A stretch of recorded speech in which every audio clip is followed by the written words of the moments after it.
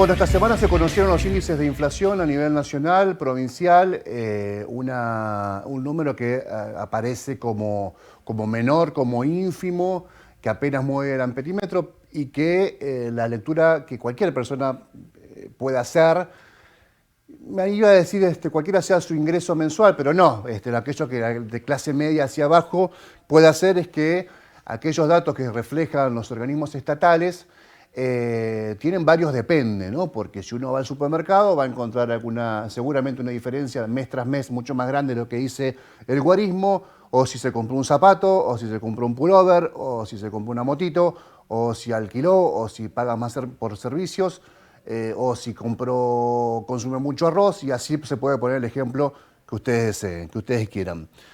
Dicho esto, hay un relevamiento también del Centro Comercial de Santa Fe que demuestra que entre el periodo mayo-junio 2024, mayo-junio del 25, hubo un aumento en el número de ventas, sin embargo,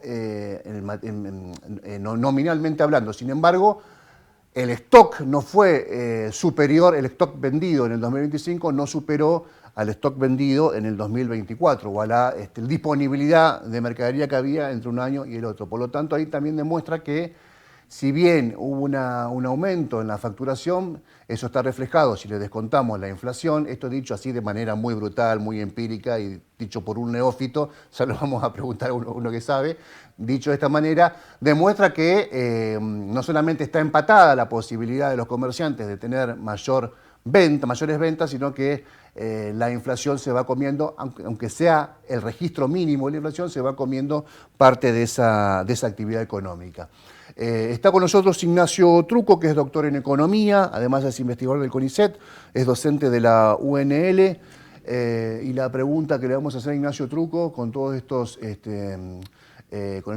antecedentes académicos, estas credenciales académicas, ¿cómo entendemos este presente cuando nos dicen los datos oficiales que la inflación baja y el día a día nos demuestra, no te digo lo contrario, pero nos demuestra que hay matices? Que no alcanza. Que no alcanza. ¿No? Que esa es un poco la sensación que uno puede percibir, ¿no?, en la vida cotidiana, y algo de cierto hay, ¿no? En principio porque nosotros tuvimos dos cosas. Primero, el año pasado, la primera parte del año pasado, los salarios reales se desplomaron. Hubo una inflación muy fuerte después de la devaluación, ¿no? Los salarios no acompañaron, durante prácticamente todo el primer semestre estuvieron por debajo del nivel de ingresos del año pasado. Después hubo una recuperación a medida que apareció el blanqueo y hubo unos dólares para financiar ese aumento de los salarios reales, pero hasta ahí, ¿no? Y ahora, en estos últimos meses, estamos viendo de nuevo una caída en el salario real promedio, ¿no? Y después la otra cuestión que hubo es que hay ciertos alquileres, servicios y digamos, esos gastos fijos que tienen los hogares aumentaron mucho más que proporcionalmente, que tienen un peso relativamente bajo en la canasta que mide el INDEC, entonces eso no se tradujo, digamos, en el índice. Y en algunas mediciones más específicas, como por ejemplo en la ciudad de Buenos Aires, que tienen otro tipo de canasta, eso ya se ve con más claridad. Pero que lo que ocurre, vos al final del día, después de pagar todos los gastos fijos, da la impresión de que no alcanza, ¿no? Esa es un poco, y es verdad, digamos, lo que es cierto también es que en estos procesos de apreciación cambiaria, que es un poco el pilar de la política económica de este gobierno, una fuerte apreciación basada fundamentalmente en la tasa de interés en pesos muy alta, y una intervención en el mercado de cambios permanente, tiene un efecto sobre el precio de los alimentos, que suele bajar bastante, ¿no?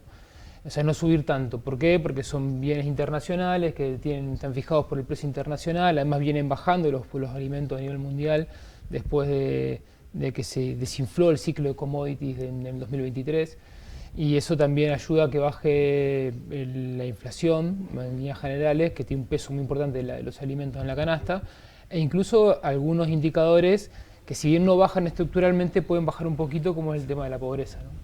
Claro, bueno, lo que comentabas recién, hace un minuto, que lo charlábamos fuera de aire con la productora, con la Colo.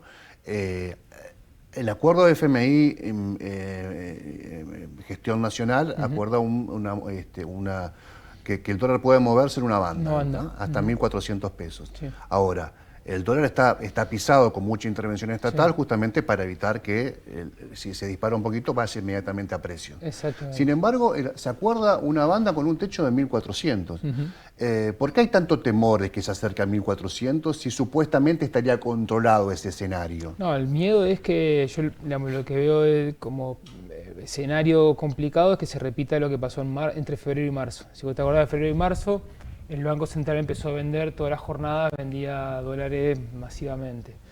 Y eso generó, digamos, la duda de que se pueda sostener este esquema de tasa de interés extraordinaria en pesos, digamos, y multiplicación de la cantidad de dinero ampliada, digamos, para de algún modo mantener las posiciones en pesos de los inversores. Es decir, la estabilidad la estabilidad nominal de la economía, de los precios, podemos decir, está anclada fundamentalmente en la palanca financiera, es decir, mucha tasa de interés con la promesa de un dólar estable. Entonces, de algún modo, la cantidad la masa de dinero financiero, que es la más importante y que tiene un impacto directo en el valor de la divisa, se mantiene en posiciones en pesos, a la espera de poder realizar esas ganancias. No sé si me explico. Sí, sí. Concretamente, el Banco Central en esta semana convalidó una tasa del 47% en algunas colocaciones, con una inflación del 1,6%. Entonces, tasa de interés del 47% e inflación al 1,... Te da 3 a nivel... Si lo prorrateas mensualmente te da 3, ¿no? Por mes. Claro, ponele que te dé, sí, 3... No, 4. O 4, digamos, estás 3 veces arriba de la tasa mensual. Es decir, la tasa de interés está 3 veces arriba de la inflación, está también 4 o 5 veces arriba de la tasa de devaluación esperada, y el Banco Central garantizando el dólar con dólar futuro en permanente intervención. Entonces, acá hay una estabilidad basada en esta dimensión financiera, no en el ingreso de dólares vía exportaciones, con una demanda de dólares vía importaciones que acompañe eso, ¿no? Que tenga cierta coherencia. Y para colmo, la cuenta corriente negativa, ¿no? La cuenta corriente con una actividad muy mala, ¿no? Porque nosotros tenemos, digamos, indicadores de actividad de distinto tipo. Uno, como mencionabas vos recién, indicadores que tienen mucha nominalidad. Por ejemplo, el PBI. El PBI, más que actividad, o el indicador mensual de actividad económica, no mide actividad, mide ingresos. El ingreso de los trabajadores y de los capitalistas en los distintos sectores de la economía. Pero si uno ve producción industrial, se va a las cosas, va a la cantidad del stock de bienes que circulan en la economía, eso viene para atrás. No se recuperó. Arrancamos un año espantoso, digamos, que sí, está muy por detrás de los valores del 2023, que es el año de referencia. Además que tampoco fue un año muy bueno el 2023. La sequía histórica, golpeó muy fuerte al sistema económico y lo puso muy por debajo del 2022. Sí, te estalló la guerra en Ucrania o Rusia, que también te movió un poco el tablero. El tablero, pero lo más importante fue la sequía. La sequía fue realmente... Más aún, 2023 tuvo dos cosas, la sequía y comenzó la baja de los precios de los commodities.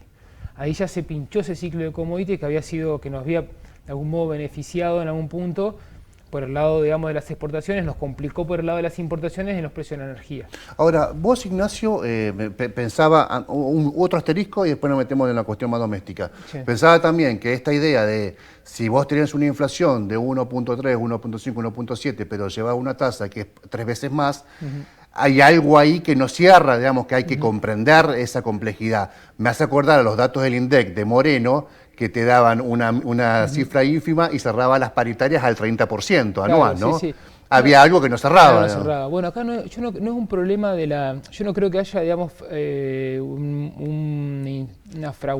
estén fraguando las cifras, digamos. Acá el problema es el tipo de la política económica. La política económica está basada en mantener la estabilidad sobre la base de esta presión financiera, o esta, más que presión, digamos, es se está premiando de manera excesiva la tenencia de pesos. Entonces eso genera una bola, ¿no? Una bola que no se sabe si es sostenible. ¿Cómo puede ser sostenible? En el corto plazo, por ejemplo, con deuda externa. Yo creo que es la fase a la que apunta todo el gobierno. El gobierno apunta a otro ciclo de endeudamiento comparable con el 2016-17. Porque margen para otro blanqueo no tenés, es lo que queda del año. Y ya vos fíjate que vos ya tenés... te lo quemaste con 20.000 millones de dólares más o menos. Claro, y además vos lo que ves en la estadística es que al contrario, están comprando dólares. El público está comprando dólares, no está vendiendo dólares. En su momento el gobierno apuntó a convencer, digamos, a los ahorristas que se desprendan de los activos externos para ir a jugar a la tasa, y eso no pasó, al contrario, inmediatamente levantaron el cepo para las personas físicas, fueron a comprar dólares. 2.000 millones, 2.200 y así. Yo creo que la búsqueda de este gobierno es volver a los mercados internacionales y volver a tomar cantidades importantes de deuda, no, digamos, estos préstamos con condiciones y limitaciones como pueden venir del Fondo Monetario, del Banco Mundial. Eso no resuelve quiero ser concreto en esto. No quiere decir que ir a pedir deuda para volver a darle otro pedal a la bicicleta financiera sea bueno. Para el país va a ser malo, le va a dar aire al gobierno, vamos a tener más actividad económica algunos años, un año y medio, un año, no sé cuánto, depende de cuánto entre, pero después a la larga eso genera una crisis inevitable, como pasó en el 2017-18, que fue mucho más rápido de lo que todo el mundo esperaba. El comerciante, no el asalariado, el comerciante, el pequeño empresario, incluso que tiene que todo el tiempo y lamentablemente establecer qué tipo de relación tiene con el empleado, sí. Porque hay que ser sincero, hay el nivel de informalidad es bastante grande. Un 30% de la economía argentina. Un 30% de la economía argentina, algunos hablan de un poco más, pero sí, bueno, ese es el promedio. ¿Cómo debe mirar? Si te lo consulta vos una cámara de, no sé, de comerciantes regionales, ¿cómo seguimos este segundo semestre? Mira, yo creo que el dato importante para el comercio es la demanda. La demanda efectiva no va a venir muy bien, a menos que el gobierno apriete el acelerador en los meses electorales que se vienen, ¿no? Que, digamos, suelte algunas divisas para bancar un aumento un poco más importante del consumo, con un aumento de salario, que está difícil porque no tiene mucho margen. Es decir, con la cuenta corriente tal y como está, una aceleración mínima de la actividad económica se le va a complicar muchísimo más. Pero bueno, pongamos que lo logra hacer utilizando reservas, puede llegar a aumentar un poco, pero la demanda estructuralmente viene mal. Después es muy heterogéneo también el sector porque, qué sé yo, los importadores que importan y venden en el mercado local, a eso en estos contextos de apreciación cambiaria les suele ir mejor, pero los costos laborales aumentan en dólares también significativamente. Después los sectores más perjudicados en materia económica son en primer lugar el sector agrícola y en segundo lugar el sector industrial, o a la par, te diría, ¿no?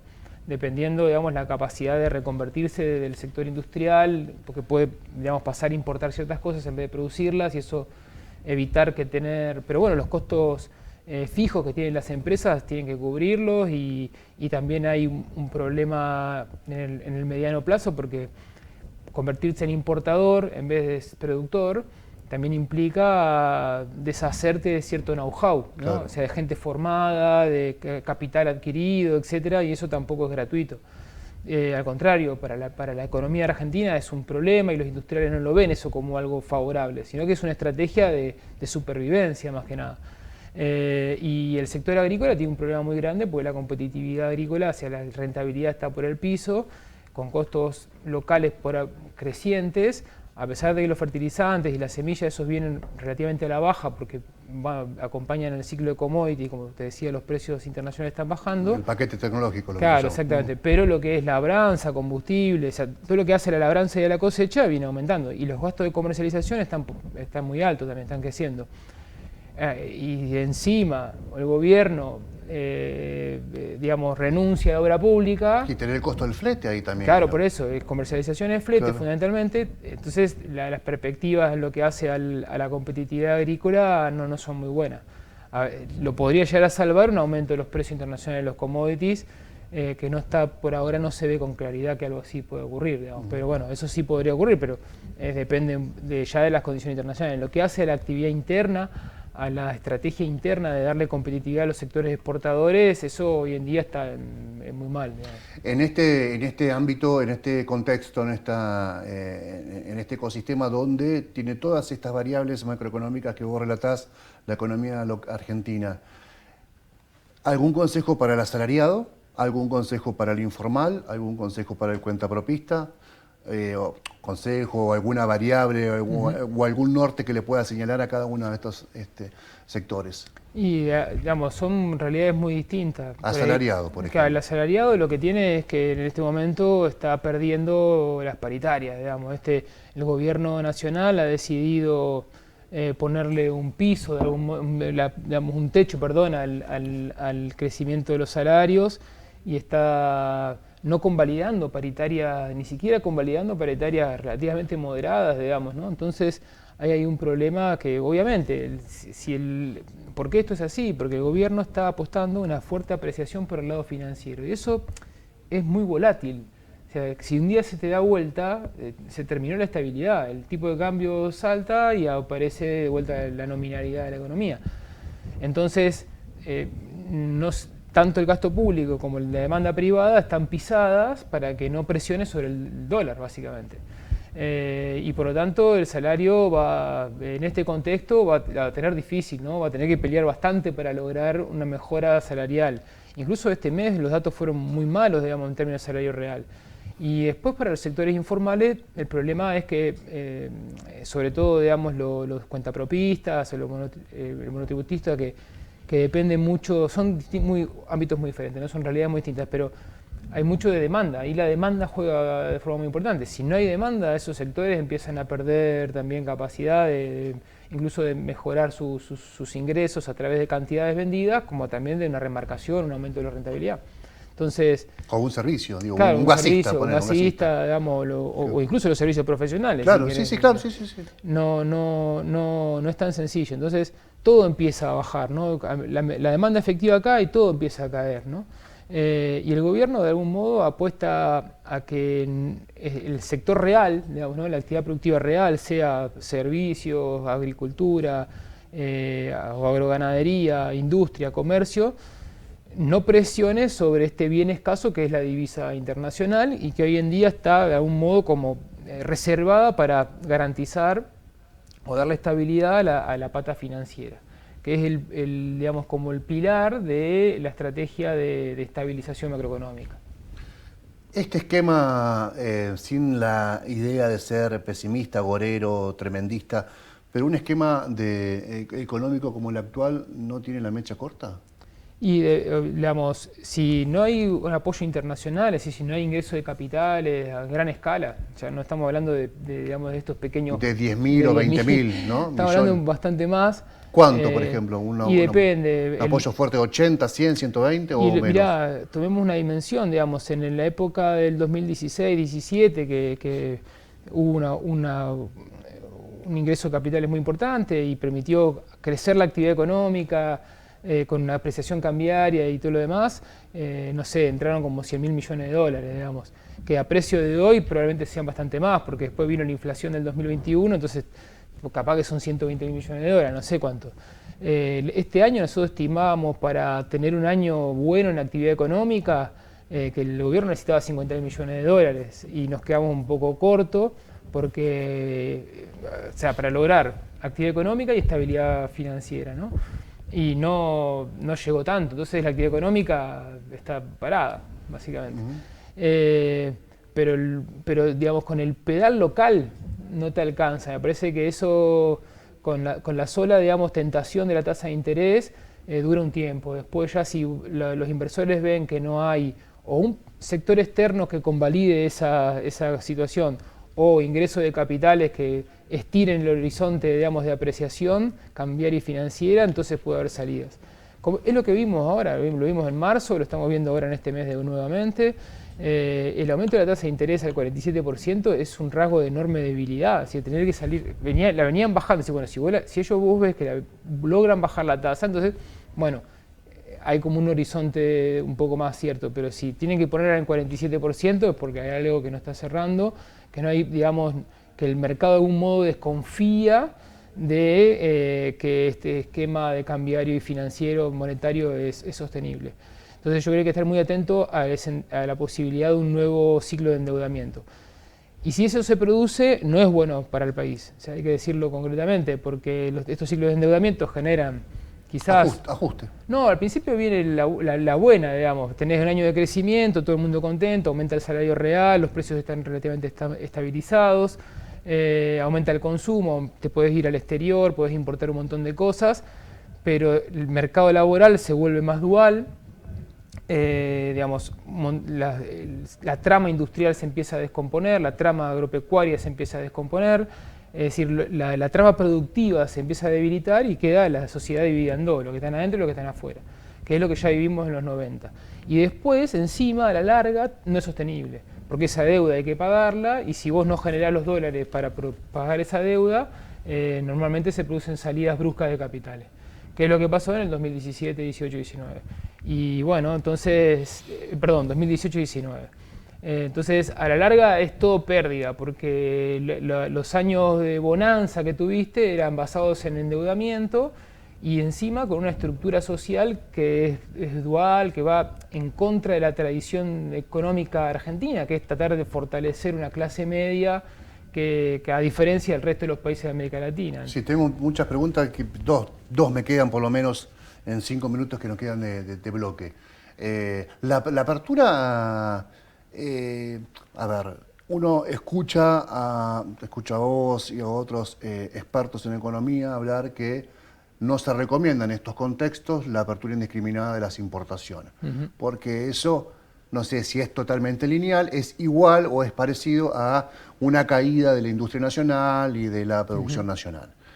Que, por lo tanto, uno dice, ¿por qué entonces en un contexto que nos genera tanto, generar divisas para generar dólares, apostamos a una política de importación? Esa como primera pregunta. ¿Sí? ¿Cómo están viendo los industriales? Y bueno, en el campo ya lo dijiste, los industriales en donde sí se ven afectados directamente, o la producción, digamos, los empresarios de 30 empleados a 300, 400. Sí, Pueden sí. tener los grandes, que están bastante cartelizados, las grandes empresas, la alimentación, bueno, etcétera, pero los grandes empresarios o los medianos empresarios que tienen que lidiar con 300, 400 empleados, un poco más, un poco menos. Mirá, el tema de la apertura y en un contexto incluso de apreciación cambiaria como el que estamos, una apreciación forzada, ¿no? Estamos hablando de que el gobierno está metiéndole a todo para bajar el tipo de cambio real, a pesar de que en estos últimas semanas hubo una leve devaluación por la apreciación del resto del mundo, ¿no? Pero estamos en niveles de gran apreciación. Bueno, si en ese contexto además vos abrís la importación, digamos, está llevando a la pérdida de puestos de trabajo y el cierre de empresas inevitablemente. Hace poquito publicó la Fundación Fundar, digamos, que es un think tank que se dedica a ese tipo de cosas, a analizar, digamos, los distintos segmentos y a promover, digamos, el estudio de la economía argentina. Hicieron un estudio precisamente de esto, digamos, del costo de una apertura descontrolada, y estaban calculando unos 400.000 puestos de trabajo, digamos, una barbaridad, claro. y en el sector industrial. Entonces hay que tener mucho cuidado con una apertura. Es cierto que todo el mundo prefiere, digamos, comprar más barato, ¿no? Ropa o electrodomésticos o tecnología o autos. Pero eso puede que no sea compatible con el tipo de sociedad que conoció la Argentina en los últimos 40 años. Y la última, volviendo al principio, ¿no? Al origen de esta conversación, cuando leemos los datos del IPEC y del INDEC y los índices de inflación que son muy distintos a los de, no sé, de 2014, 2019 o en realidad 2023 sobre todo. Sí. Se explica por qué, porque la demanda está muy controlada por los ingresos que están frenados y además vinculado a esto último por el mundo asalariado que tiene pisada su cuestión económica de ingresos, y porque en la informalidad también, o porque en los otros rubros también está eso depreciado. Mira, la inflación, en Argentina hay 3 tipos de inflación fundamentales. La que viene, digamos, por el lado cambiario, de origen financiero, que es cuando hay una corrida contra el peso y se dispara el tipo de cambio, ¿no? Y eso genera un ciclo de aumento de precios muy importante, es decir, mega devaluaciones. Después tener una inflación que está dada un poco cuando hay escasez de divisas y estamos operando medio al pleno empleo, sobre todo limitado por las divisas, que hay devaluaciones, no son mega devaluaciones, pero hay devaluaciones persistentes que van de algún modo también trasladándose a precio. Después tener la puja distributiva, que es como digo, cuando hay mucha demanda, cuando hay pleno empleo, y entonces ahí empieza a haber conflictos entre el capital y el trabajo y de algún modo eso se traslada a la inflación. Esas son las tres más importantes. Después puede estar de algún modo el gasto público, ¿no? Un exceso de gasto público en algún momento en particular que puede ocurrir.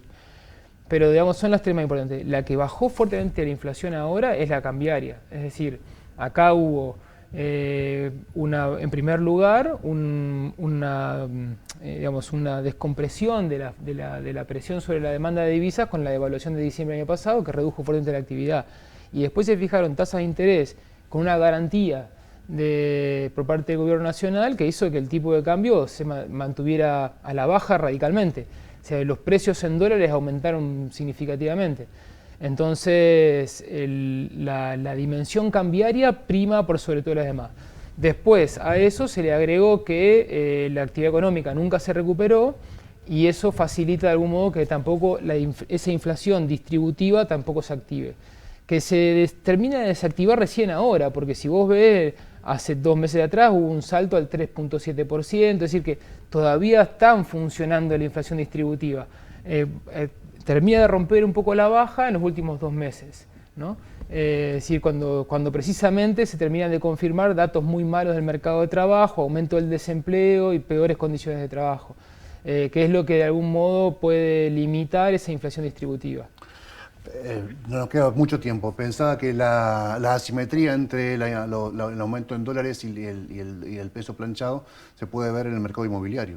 Claro, sí, exactamente. Los precios en general del mercado inmobiliario aumentan. Sí. Se revalorizan en dólares las propiedades. Entonces vos podés ver una propiedad hoy con algunos precios comparados con el resto del mundo que son un poco raros, digamos, por decir de una manera, ¿no? Sí, sí, Beverly Hills parece, ¿no? Sí, sí. O sea, un departamento, no sé, en algún lugar más o menos céntrico de la ciudad es comparable con un departamento no sé, en la Costa Azul, de ahora. Sí, sí, sí. Ignacio, gracias por la visita. No, muy claro, muchas gracias. Vamos a una pausa, ya volvemos.